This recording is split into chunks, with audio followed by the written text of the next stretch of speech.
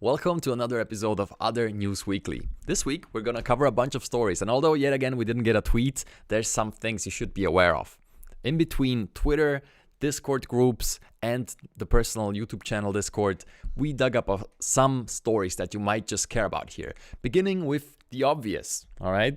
We're just going to talk about the things that you probably know already, which is the fact that Google Labs has a podcast now. And I did listen to the first episode, and there's two gems, two little nuggets of wisdom that I would like to point out to you, because you might have heard it. You might have listened to it. I mean, come on, honestly, if in the middle of a bear market you're watching an Othersidenews show, a news show about a Metaverse that hasn't tweeted in 5 months, okay, I'm exaggerating, it's 4 months, sorry. Then you probably heard about the fact that the founders of the project, the founders of the Bored Ape Club, started their own podcast. And let's just play this trailer on silent here in the background. They have a bunch of guests lined up, and the Alexis Ohanian episode is out already. But there is a piece of info that I would like to point out here in this episode, all right? So I thought that was so interesting. In the very first episode, Alexis Ohanian, the founder of Reddit, actually pointed out the fact that all the cynicism around crypto and this metaverse term and NFTs and all that. I mean, we've all encountered it, right? This barrier of like, oh, that's a scam, right? But we're like, no, wait. But it's actually like an intersection of gaming and like decentralized values. And there's actually this really cool spot in the space that is not just there to make quick money or to scam somebody. There's actually like interesting tech here. And that just gets brushed off, right? Because of the cynicism that people have because of all the fraudsters. But Alex has pointed out this thing, and this is in the first episode, so this is just kind of a teaser. So if you you should listen to the whole thing for sure if you're into this show. But he points out that all the cynicism is actually a massive advantage, because when it is paired with the attention of the big companies, which we have here, right? Google Labs being kind of a big deal, big company at this point. Adidas, Nike making their place. As we talked about before, Adidas committing their entire brand, putting their full weight behind this metaverse play, not like a subsection of Adidas. And when these brands make their place, which they haven't really made yet, right? Just putting out a collection of sneakers or buying a company is not like their main player, right? They're going to come out with products. The bar is very high because of the negative expectations that people have. And what they bring out, including Otherside and Bored Ape Club, will have to be so good that it trumps all that cynicism. It brushes it off because it's not even up for discussion. Like, obviously what we delivered here is valuable, right? If you drop a collection of shoes, you know, people can talk and still like keep their negative attitude. But once these big brands come out with something, and with players like Apple and Adidas, Nike, Meta, Intel, Yuga Labs, all in the same ring, we're going to get some products here. And the coming months are definitely going to be exciting. So we're going to cover all those stories on here. So I just wanted to point that out. I thought it was a really good point that I haven't thought about before, that just the cynicism raises the bar. And what are we going to get? Well, let's talk about Otherside concretely here. What are we going to get once that bar is high, right? We're going to get an interoperable platform and metaverse. And one more thing about the podcast, and then we move on, is they actually pointed out a different aspect of interoperability, which we haven't talked about here before, all right? Every time we talk about interoperability, we talk about the fact, okay, you take an asset from this platform that is built in Unreal Engine 5, and then you bring it over to another platform that is built in Unreal Engine 5 that is like compatible, right? Or things are like on the ETH blockchain, and then they can be used over in the Polygon blockchain after bridging them, let's say. Or like, this is what we understand under interoperability. But they pointed out something in the intro episode, because there's like an intro, which is 20 minutes, and then there's a 1-hour podcast, is the fact that, and we never talked about this here before on the channel, that you can actually take one of those assets, and a mere reference to that is interoperable with something else. So let's say you have one of the Bored Apes inside of the Otherside, right? One of the 3D models that come with the NFT, that will come with the NFT.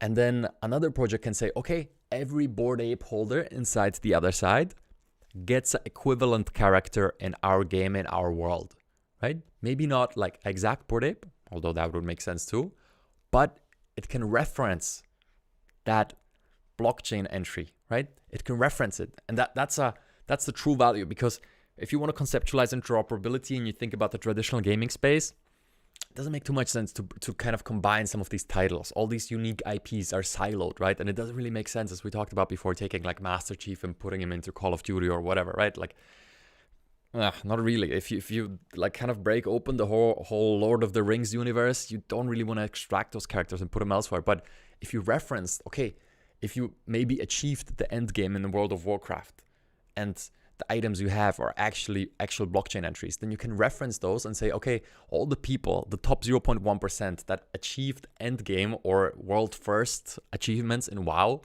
actually get a free pass into our new game, right? You could start doing that. And that's a really cool idea. So I just wanted to share that with you guys. We're going to talk about it more and more on the channel, but I think that's just a nice thing to explore. All right, next up, after the podcast, so there's an intro episode and a main episode, and you should listen to that. There is this piece of content. And guys, this was actually, I got this from the YouTube channel Discord server. So if you actually, if you participate in the Discord server, you would have caught this a few days ago. Man, shout out Semash for actually sharing it. Look at that. He just posted it in here. He found it when it had like 15 clicks. Honestly, what a beast. All the people in here listen to it. And this is one of the most comforting conversations around the other side that I've heard in a minute. Okay? I would maybe, if you're like interested in Otherside concretely, for this week, I would rank this above the Yuga podcast. Although the Yuga podcast is like S tier already. Right? This is a conversation with Chris Fortier, I hope I pronounced it correctly, and he's the VP of product at Yuga.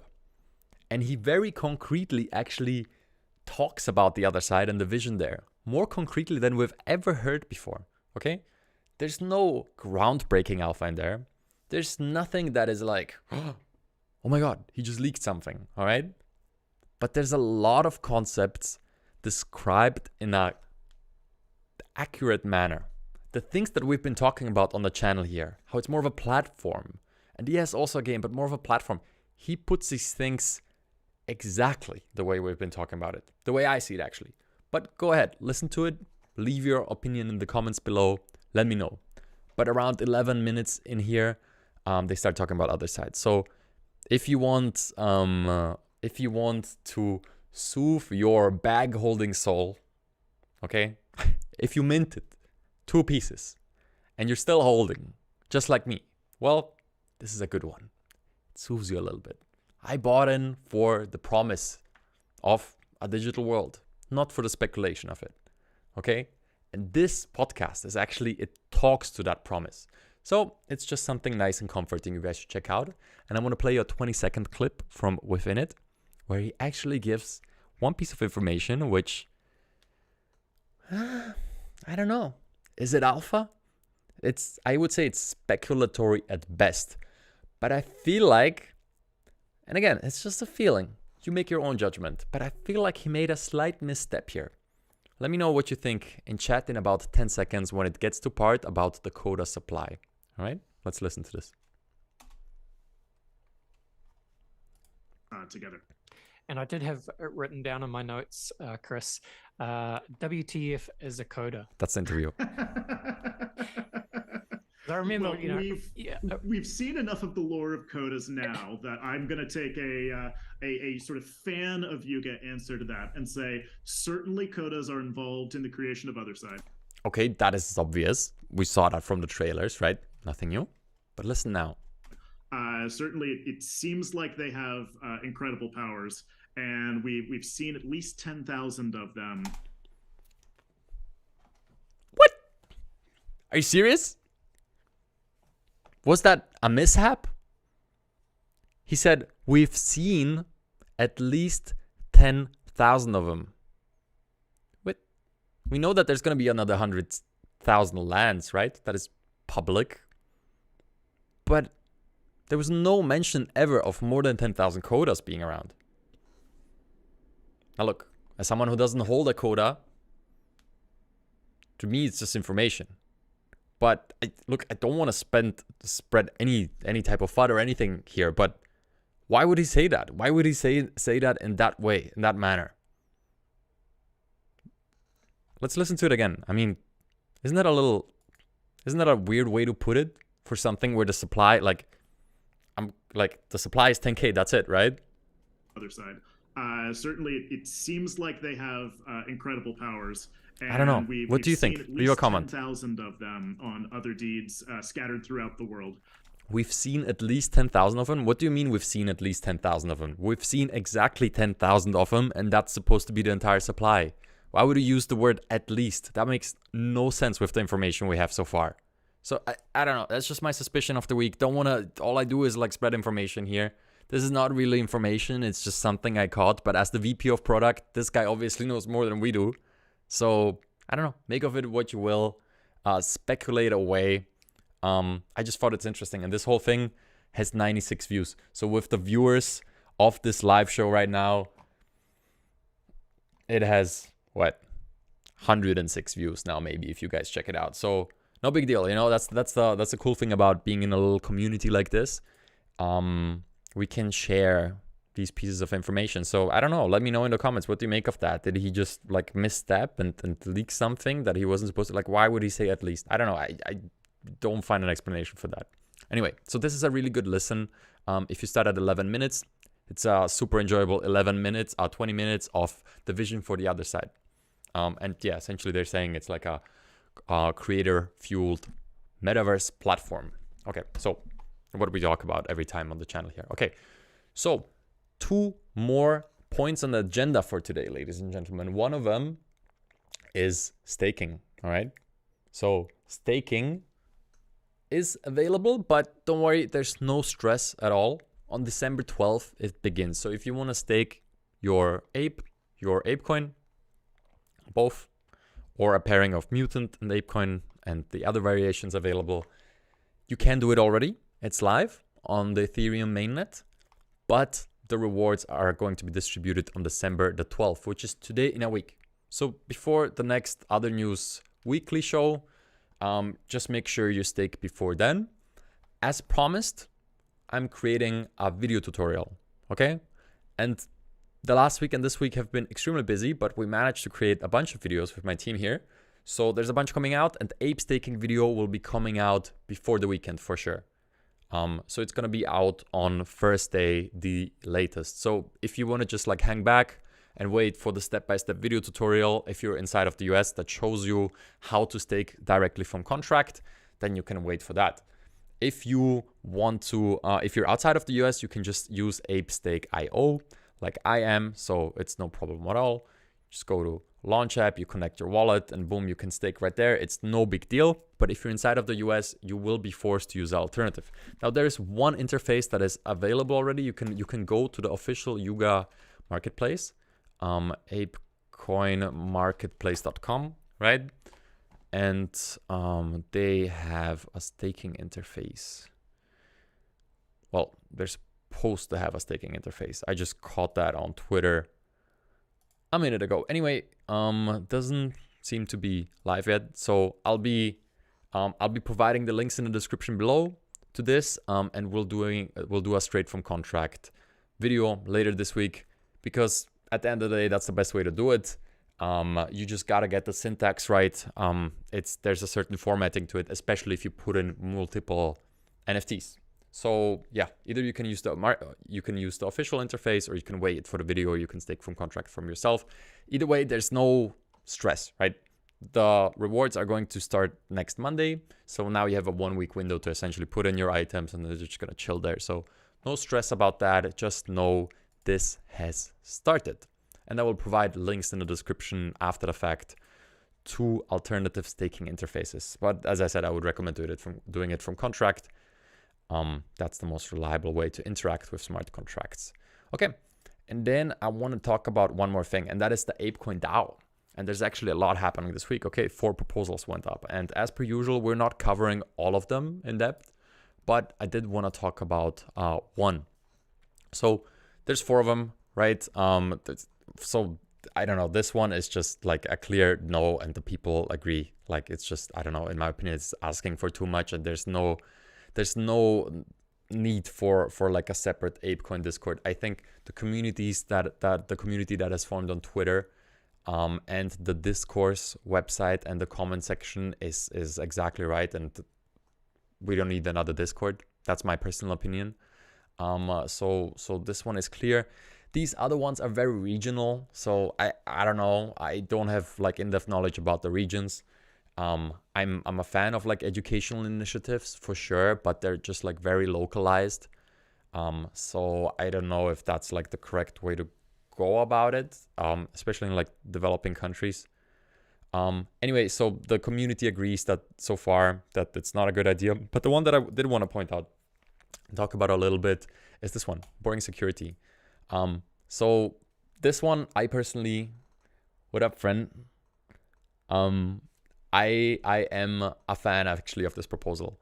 So they're asking for quite a bit of money, but it's a security initiative by loyal members of the community that even for myself have been a pillar that I relied upon with OX Quid covering all the major airdrop contracts. He was back in like a year ago when I was covering airdrops that were happening during the bull market. He was like the go-to resource for security audits of these contracts. And just taking that and just taking all his other community activities in the ApeCoin community with his previous contributions, I just think like these people are absolutely perfect to lead this initiative. And the whole thing essentially brings, like, the synopsis of it is it brings more security and a path to security for newcomers that is digestible and consumable. And as I feel like that is the number one problem that we face here, because if you introduce somebody to the entire space, like, all right, I kind of get it, like, how do I get into it? You kind of have to give them a lecture on security. And I remember back in the day when I onboarded a friend of mine in Vienna, and it was the night of the Metaverse mint, if you remember that, all right? Just quick story time. It was the night of the Metaverse mint, and I was like, man, just like create a wallet. You already have some ETH sitting on one of your exchanges. Just let's do this quickly and participate in a raffle. This is a sure thing. Just participate and see if you win, right? So we just did that, easy enough. Like, it was free to participate. And I told him that night, I remember, I repeated myself like 6 times. And I was even like, man, I'm sorry that I'm repeating myself, but just like, it's so important to understand that security is everything here. Just don't click those Discord links. If you get a DM, just don't click it. If anything wants to connect your wallet, don't do it. Just be extremely careful. And he's like, yeah, you get it. You sound like a broken record. I'm like, yes, but it's important. Guess what? The next day I wake up and he's like, oh, I minted Metaverse. I'm like, what? But the raffle is coming out in 14 hours. Like, how did you mint? Sure enough, he opened the Discord DM and minted from that link. And I was like, that's one of my main friend onboarding experiences. So it's like, I can't emphasize enough how, he lost like half a ETH, like right away. He minted like 2, right? And that was when ETH was at 4,000, 4,500, I believe. So a bad experience for a newcomer. So I think for the ecosystem, and especially for the other side, which is going to be a magnet for newcomers, right? Because the value proposition is not just buy low, sell high. It's actually, we're doing something that no MMO has done yet, right? We're going the one step further. We're making this open. You can build on top of it and you can plug your games into it. I think that is going to be a newcomer magnet at a certain point. And that's why I think initiatives like this are absolutely key. They've done a lot of work already. This whole thing is built to continue it. And like, I just feel like this is a no-brainer. Like, it's the right people. It's the right idea. Perfect. All right. So those are my 2 cents, or more like, I don't know, 20 cents. But yeah, so those are the stories of this week. And the last thing is Art Basel happened, and we can check out some videos right here. I unfortunately couldn't make it. Next year I'll go though. It looked absolutely incredible. Just know the community is alive and well. Everybody was offline for a weekend. Feels like almost everybody went there. And I'll end on this note. Things are happening. We still didn't get an announcement, but there's a bunch of content for you to check out. There's the podcast.